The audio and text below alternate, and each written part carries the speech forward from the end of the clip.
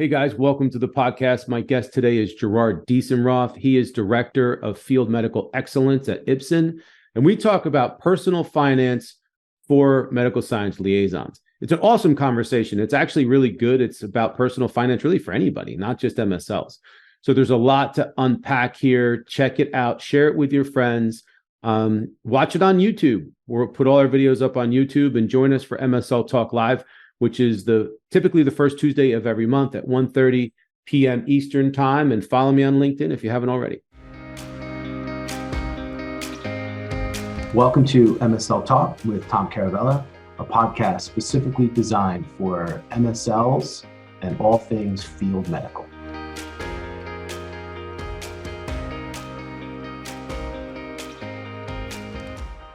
Hey, Gerard, welcome to the podcast. How you doing today, buddy?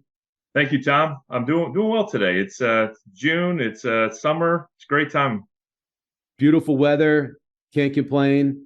You know, it's interesting. Being in the Northeast, sometimes you don't have a spring. You just go from winter right to summer. It goes from, 40 degrees to 100 degrees. But Yes. we're actually having a spring this year. Yeah, I'm in the Midwest, and as you know, and so here, June, you're usually looking at temperatures that could sometimes be in the 80s, 90s. I mean, we actually had they've been in the high 50s to 60s. So the mornings have been fantastic here. I love it. All good. Well, guys, you guys are in for a treat because Gerard is the man.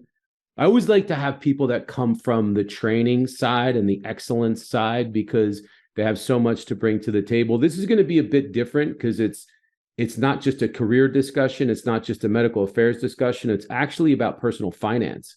And this is an idea that Gerard had brought to me at Mass East. So we were having a conversation and this came up. So I thought it'd be great to incorporate. So before we get into that, Gerard, why don't you do a quick introduction, tell everybody who you are, where you're from, and all that good stuff. Sure, absolutely, Tom. So I've been in Ipsen here the last 2.5 years in the medical excellence field medical excellence role, and it was a new position created by the organization. So fortunately, I was the first one who had the opportunity to fill it, and I've really built it out from there. It's training, but it's also content development and then the medical excellence portion.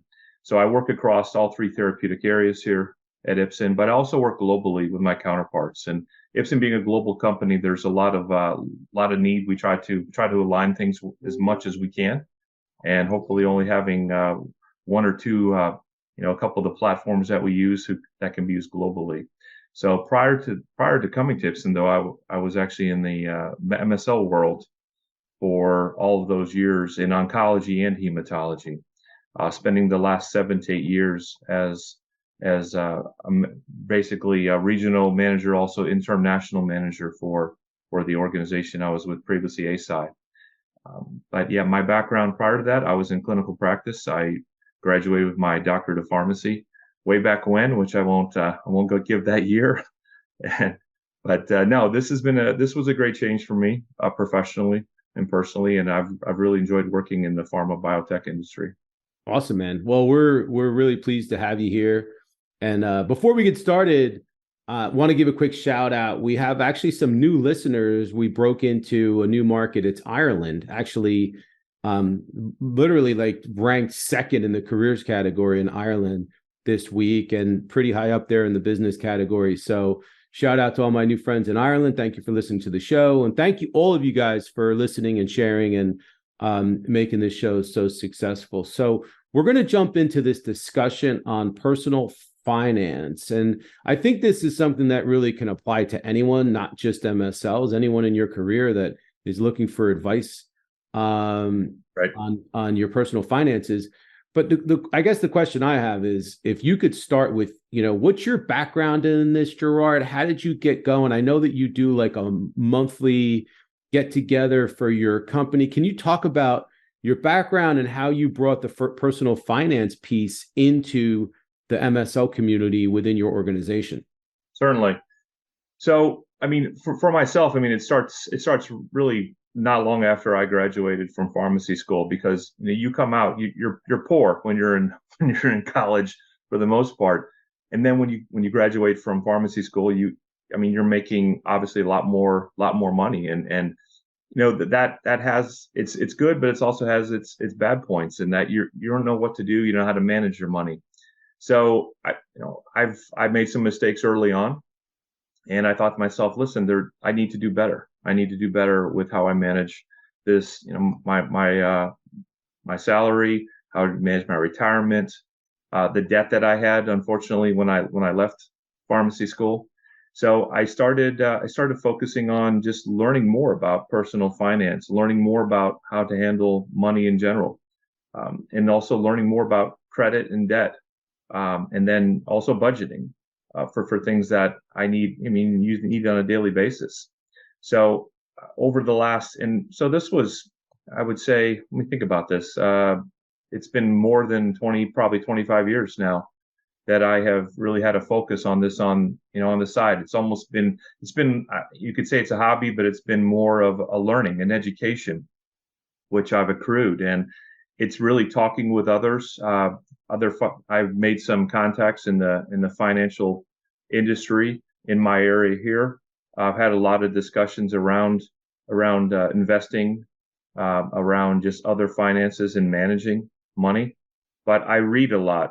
I read everything out there that I can get my hands on. I mean, I have a whole library of books that I have read over the last all these years. And honestly, these are books, and it's not a book that you read and then you don't ever look at it again. It's actually a book that you keep. It's almost like a textbook that you would look back on for information. Like a reference guide, right? Oh, absolutely. Absolutely. Yeah. And what I found is I'm not the only one who has issues with money. I'm not the only one I've done a lot of dumb things with money, and I'm very open about that on my calls here, and at our monthly calls or our biweekly calls here at Ipsen when we meet. I don't mind sharing that because I want people to learn from my mistakes, the things that I did, and hopefully it'll be better for them. The whole goal is to help people think about money differently, think about their finances differently, so they can improve, or they can have the discussions with their significant other or their spouse or their friends and family, and hopefully they can take that and really improve where they're currently reside. I mean, maybe they don't like where they're at. Yeah. Currently. Maybe they see there certainly is room for improvement. But the one common thing that I have found, Tom, is if we can manage our personal finances, it really relieves a burden that is on people at times, and it affects them in their careers. It affects them in the rest of their personal life. So, thinking that we don't have to worry about that because we're comfortable where we are at based on our actions is really what I strive for, and that's why I try to help everyone that is part of this our group. Well, I think most people can do better. There's room for improvement unless you really have a finance background, or like you're really a student of the game like you are. I think most of us can do a lot better, whether it's in our savings, our budgeting, our investing.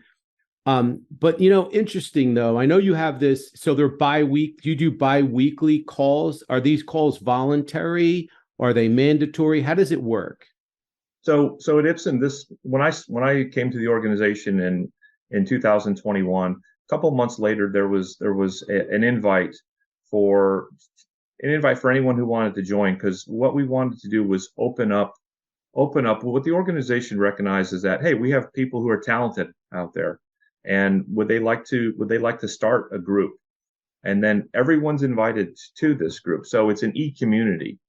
And this was actually, it's actually open, like I said, to everyone. You had ideas. Some people, we started book clubs, we started French classes, we started beer clubs, and this was an idea I brought forward because I wasn't hearing it from anyone. It was something that I'm passionate about, so I brought it forward, and the organization has been very supportive of it.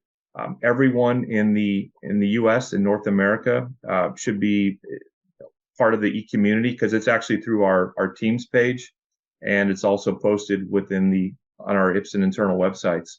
So everyone's invited. And the thing I wanted to be clear is that, I mean, there's no level of education that you need. It's open to everyone. And there also there are no stupid questions.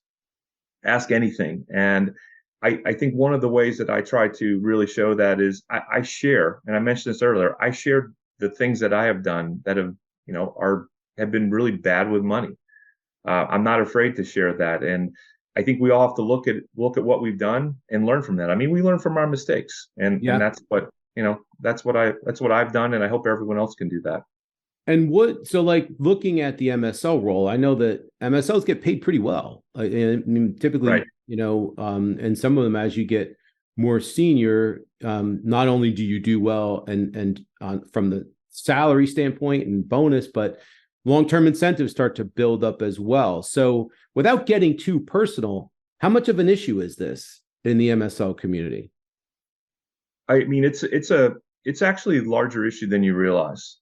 Recently there was a poll done on people who make over $100,000 and how much debt that they have. I mean, some people think of making $100,000 a year salary as you're doing quite well, and in most cases you are, and you should be able to. Now that may be some variance depending on your debt, depending on what you spend, but it is a problem. And I think what happens is that when we make more money, we mentally we believe we can spend more money. And one of the big fallacies in the U.S. is that debt is good, and we constantly we're bombarded with offers for credit cards. We're bombarded with thinking that we need new cars and have car payments. We max ourselves out with maybe what we should really spend on our mortgages. Student loan debt sits out there, and what do? We reconstruct it so we can pay it over a longer period of time instead of paying it off quickly.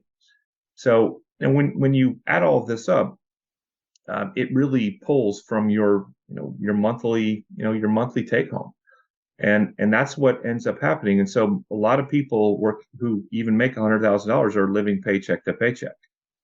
And I would even argue that people in that do MSL world are also living paycheck to paycheck at times. I'm not saying the majority, but I'm saying there is a very large constituent who is actually doing so because of the addition of expenses without subtractions on a monthly basis.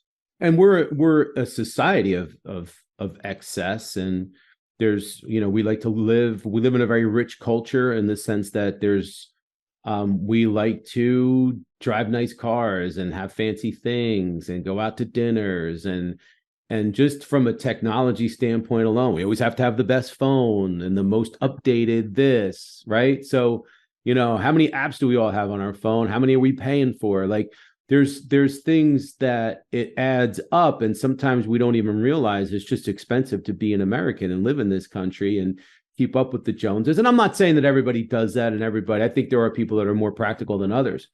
But for the people that either struggle or maybe need to do a better job, where would you suggest they start? What's the starting point? So the starting point is really creating a budget, and what you need to do is basically take a piece of paper. I mean, unless you want to, or an Excel spreadsheet is what I use. And what I do is I list every monthly expense that I have, and I'll write all those down in one column, so you can see everything on paper. Obviously, your utilities vary from month to month, but you can come up with a pretty good average. I mean, your mortgage payments are they're similar every month.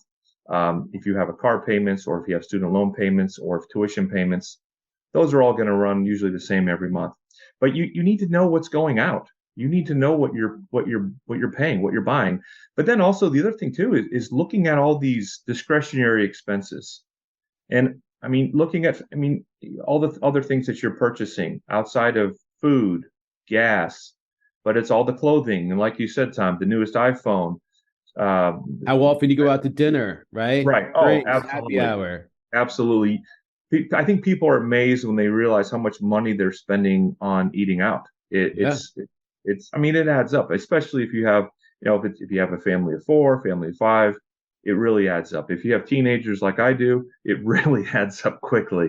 So, I mean, you need to see what you need. You really need to know what your expenses are. Yeah. And what I suggest is track that. Track those for a few months, and you'll come up with an average, and you'll see exactly what you're spending. But then should know what you're bringing home every month, whether it's you or you and your spouse. You'll know what it is you're bringing in, and then it's easy to do the math on that, because at the end of the month, if you're negative, then you're spending more than you make. So something has to change. Right. Otherwise, you're working on at a deficit, and that's just going to continue to grow unless you take some action. So that's great advice. You start by creating a budget, understand what you're typically spending, understand what you're bringing in. So then what's the next strategy? What's the next move for people? Well, what I like to do is decide what you can remove as an expense. Maybe you do not need to have five subscriptions. I mean, to television, or movies or whatever. I mean, that's a big thing. Maybe you look at what type of cell phone plan you have. Maybe you look at how much money. I mean, the easiest thing is to stop eating out. That's one of the easiest things to cut. Do you need new clothes every year? Those are things you have to look at. How much money are you spending otherwise? I mean, a lot of times we see something, we're compulsive buyers at times, and that really hurts us. One of the positive things I'll say, if you have a significant other or your spouse, what I find is usually there's one person who's the saver and one person who's the spender. So it's really important to get on board together and talk about, what can we do to save more money? And I think what you need to do is you need to have some goals. We're all getting older. I mean, what does your retirement look like? And one of the things that I push for is especially in, we work in these pharma biotech companies, and the benefits, I have to say, they're very generous at times, especially when it comes to the 401k match or an annual 401k profit sharing. Are you collecting that? Are you receiving the match? I encourage everybody, and we talk about this many times during our calls, are we doing what we need to do in order to receive the company match? I mean, that's free money. So someone is handing you money. Here you go. You don't have to do anything for it. You work here. That's good enough. So, are we able to do that and have a plan as for your retirement? You need to know how much it is that you should be saving on a monthly basis. The thing about it is, Tom, is that if we can put together how much money, what's your goals? If your goal is to have $2 million at retirement, okay, what do we need to do to get there? And these are things you have to think about. But don't ever pass up free money. That's a mistake that I see people make, where they're not contributing to their retirement, or they're not contributing as much as they should to get the full match. Well, and I think that's a no-brainer, but I think it's overlooked sometimes. I think people just, for whatever reason, I don't know if they realize the magnitude of that mistake, or if they just figure, well, right now I need all the money I can get, so I'll just do it at another time. And that other time, 5 years goes by in a blip. And then all of a sudden you're like, I just lost 5 years that I could have had that 2, 3, 4% match, whatever it is, which is free money.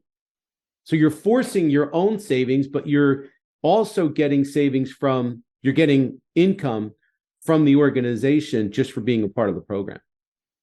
Right. And that's what's missed sometimes. So, we walk through all the benefits that the company is offering. Yep. And it goes much further than just the 401k, but it also goes into tuition reimbursement. Yeah. If you're someone who wants to go back to, say, some classes, maybe you want to move up to a different role, whether it's here or somewhere else. But having the company pay for your tuition is a fantastic possibility. And then, there's a lot of other potential benefits the company has. I mean, are we enrolled in the healthcare savings accounts, or the healthcare reimbursement accounts? Yeah. The flexible spending accounts for those who have children who have daycare. You can put away money. It's tax free every Yep. year to pay for the daycare. I did that the whole time. And I mean, the amount of money I saved on a yearly basis, I mean, it was outstanding. I mean, you think about that.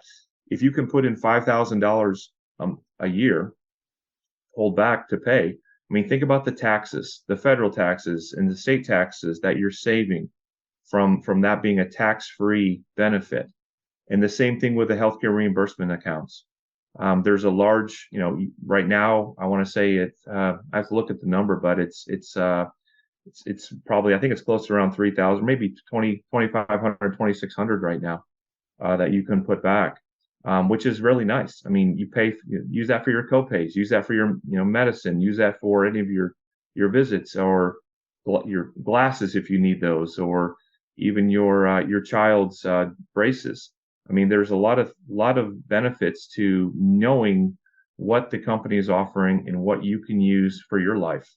So would you say that people need to educate themselves more on what's available to them, understand and be intentional about taking advantage of all of the benefits that maybe they're like, yeah, well, I'll get to it, or I didn't read my benefits book, or I don't really know, I'll get to it, it doesn't apply to me, or there's nothing in there for me. You just mentioned a bunch of programs that I'm sure a lot of people could take advantage of, but if they're not educated and they don't know it exists and they're not intentional about it, it's never going to happen.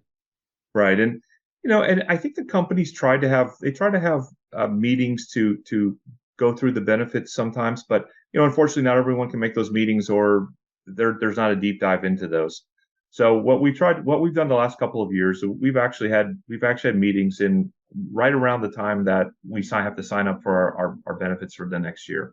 And we go through those things and we talk about them, and people have questions.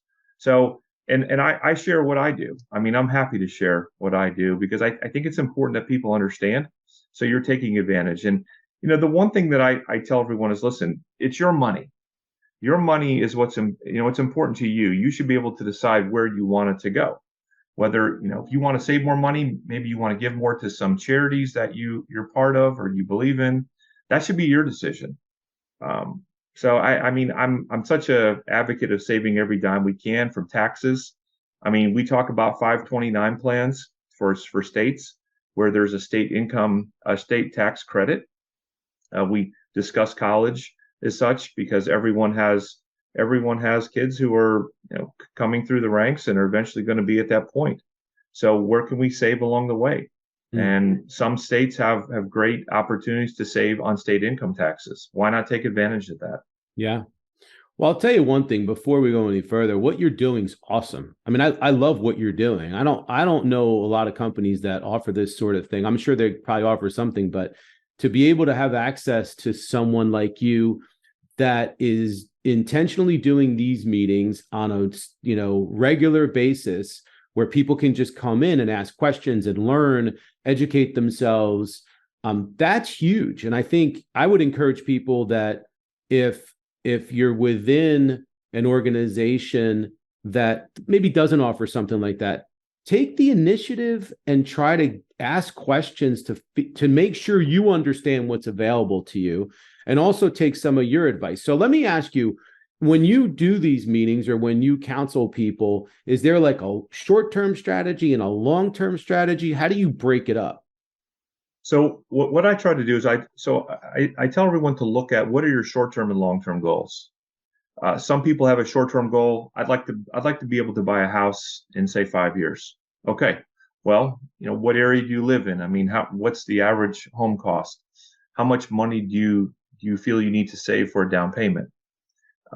Things of that nature. So I want people to think about that, because I think we all have longer term goals. Maybe like I was saying earlier, I'd like to retire with $2 million. Okay, that's great.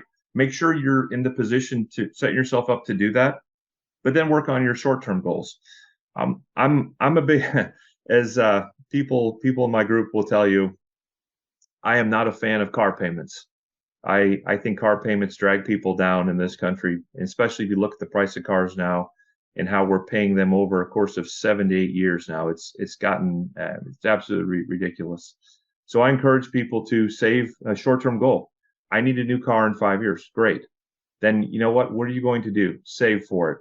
Open a separate account at your bank and put $100 in a month or $200 in a month, whatever you feel that you can afford, but do that. And then when it comes time to buy the car, pay cash for it. I'm a big fan of cash. I am debt. I do not like debt whatsoever. I try to encourage everyone. I understand that we're going to have home debt at times because of how much homes cost, obviously, but I do encourage everyone to pay off their debt as soon as possible, and then not go into additional debt. Stay out of debt, because debt, as we know, interest rates have risen, and now we're paying more for our debt than we have in, say, the last 15 years or something like that. I mean, it's been a big jump. So I encourage everyone to have these short-term goals of whether you're paying off car debt or paying off student loan debt, or if it's something that you want to purchase, to write these things down and keep track of it. And you know what? Here's the thing. And then you look at it every week, and you can start looking at the numbers. If you're saving money, you see this, you see your account growing in the amount that you're placing. And one of the beauties too that we have in all these organizations is we have direct deposit, and you can direct deposit a portion of your monthly pay or weekly pay, whatever, to an account. So you don't even see it coming out of your check. You're not transferring it there. It's automatically going there every time that you're paid. So, out of sight, but not out of mind. Well, then you got to, again, this is something that, especially when there are people that are doing really well, making a lot of money, they think, well, I'm making a lot of money, so it's all going to work out. I have plenty of money. Right. Until you stop to realize how much you could have saved, or how much more efficient you could be if you just paid attention and maybe cut out some of the things that, look, I'm a big fan. Every once in a while, I like to do my Starbucks. I think Starbucks is great, Sure. But it's just, if you do it every day, like to me, I feel like a sucker. If I'm going to Starbucks and spending $5 or $10 or whatever it is I'm spending, I feel like a sucker. I use it as a kind of for a treat. And there are things that I can afford, and there's things that I just don't feel comfortable. I believe it or not, doesn't matter how much money I make, I still bring my food with me every single day for a couple of reasons. Number one, I like to control my nutrition. I like to control my diet. I don't like to eat out unless I absolutely, well, I love to eat out, by the way, but I want to pick and choose when I do it for health purposes and for finance purposes, because it's freaking super expensive. So let me ask you, what common mistakes are you seeing people make? And again, this doesn't have to just be MSLs. It could be anybody. So I have a lot of non-MSLs on our calls, Tom, and I mean, everyone has everyone has similar problems, or they're doing things right and they want to share. It works both ways. So, I mean, the mistakes that I see is, and I hear people say, "Hey, I couldn't join your call this week. I'm going to try to join next week." And then I have people who've told me that they'd like to show up, but then they just don't show up. The most common mistake is that, like you said earlier, about we're making a nice sum of money, and people believe that there's going to be another day for them to start this. There's going to be another day for them to look at their finances. And as you mentioned, 5 years goes by and boom, you've done nothing to really review your finances, review see where your expenses are, see where you can do better for your retirement, or even maybe control your debt. I see that a lot. I think what happens is when we're in our 20s and when we're in our 30s, we don't think about these things as much, a lot of people, until we reach our 40s. And then people are like, wow, I probably need to start looking at this. And unfortunately, for those last, 15 years, let's say, or 20 years, you weren't contributing as much to your 401k or contributing as much to your retirement as you could. You weren't paying down your debt the way you could. And so now it's a wake-up call. and there's a little bit of panic at times. Honestly, I think people realize that, and unfortunately, when there's some panic, I think sometimes people make decisions that maybe they wouldn't have made otherwise. So, everyone has a different plan, and what I don't believe in there's one size for everything. What I encourage people to do is think about, what's your plan look like? What do you want to do? What do you want to accomplish? What are your goals? And then you need to have really open dialogue, with your spouse or your significant other, because this has to be, you can't do it alone. You need to do it together. And if people aren't together, you're going to have problems. I mean, you're going to find out that your spouse continues to spend maybe after you agreed that you would cut back somewhere, and that causes problems in the relationship. And so I think you need to come together and have agreement, and then talk about it. You should be able to talk about it routinely. I mean, yeah. Honestly, and if you need to make changes in your budget, make changes. I mean, you mentioned that the coffee from Starbucks, absolutely nothing wrong with that. But where are you with the rest of your finances? Yeah. And pick and choose. Like, I'm a big Costco guy. I'm a big Costco guy. But it's a double-edged sword. You go to Costco to save money on bulk stuff, but then you wind up doing the impulse buy thing, and you're buying stuff that you don't really need, but you get excited about, and you defeat the whole purpose of going there. So there's a lot of emotional control that goes into this. Would you agree? There is. And that's the problem with Costco or even just grocery shopping in general, is that, if you have a list when you go in, you stick to that list, that's one thing. But majority of us do not. I mean, we see something else that is on sale. I mean, let's face it, people love sales. And we see something that's on sale that maybe we use or want, and we purchase it. And listen, I mean, there's nothing wrong with that per se, but as long as you realize that, okay, I'm taking my budget and I'm expanding it here this time. So where am I going to cut back at? Somewhere else. I mean, that's what you need to contend with. Well, and this is such an area of stress for so many people, money or lack thereof. Huge. That's the whole reason why we're having this conversation, is that if you can get a hold of this, especially like you said earlier in your career, when you're in your 20s and 30s, if you could start early, don't think that you're too young to start to think about your retirement, for a couple of reasons. Number one, building it from a young age is absolutely the way to go. Number two, you're building assets that if you absolutely need to, you can borrow off of at some point. It's not like, well, I can't touch that money till I'm 65 years old. It's an asset, and you can borrow against that. So there's so many benefits and advantages and upside to doing it. The thing is, you have to this is like literally something that you have to force yourself to do and realize that you're going to thank yourself later on. I'm saying that because I wish at the age of 55, I told myself at the age of 25 this advice. Yes. Yeah, and Tom, I mean, that's the thing. I mean, it's really hard to think about this when you're in your 20s, because you're newly out of college per se, you're starting early in your career, and I mean, it's not something that's top of mind. I mean, you're not thinking about what you need 20, 30, 40 years from then. And that's the thing. And we like to spend. I mean, we're consumers here in this country, and we like to spend. We like to have nice things. We like to have new things. But I would say that, it's a matter of really, controlling yourself as to what it is that you need versus what you want. It's tough. I mean, it is extremely tough. And I mean, if you want to have a financial planner, there's a lot of good financial planners out there to help you with your goals. But there's a lot of things you need to do on your end. I feel some people some people avoid this because they don't have interest in it, or they're afraid of it. And there's nothing to be afraid of when you do this. I mean, I'm a medical guy.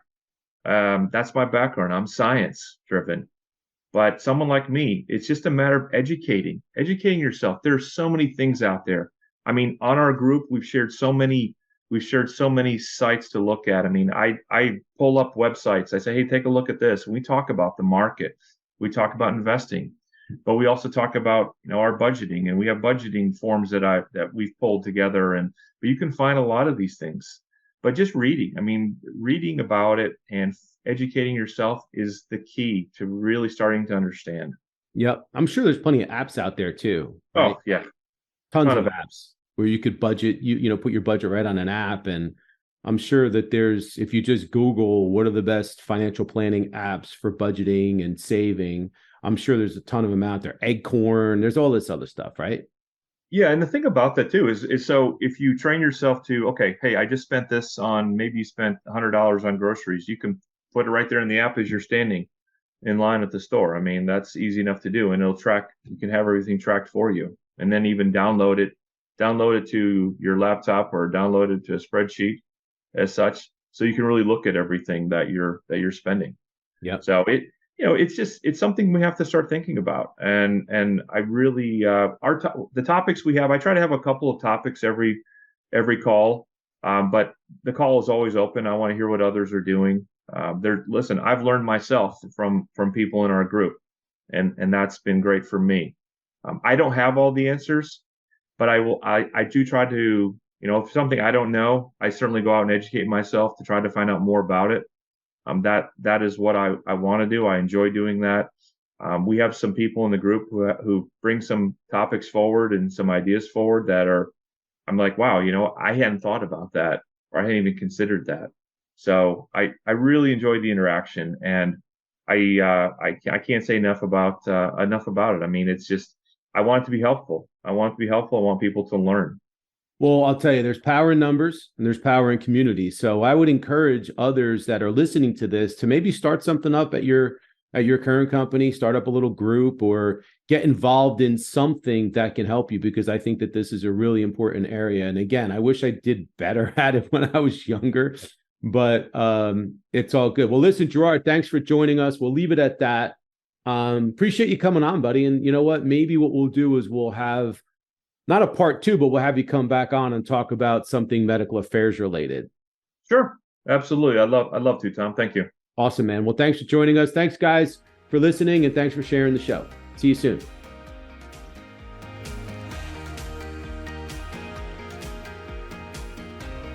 Thank you so much for listening to the show. And if you enjoyed it, please subscribe so that you don't miss an episode in the future. And feel free to leave a rating or a review or a comment. Thanks again, and we look forward to seeing you soon.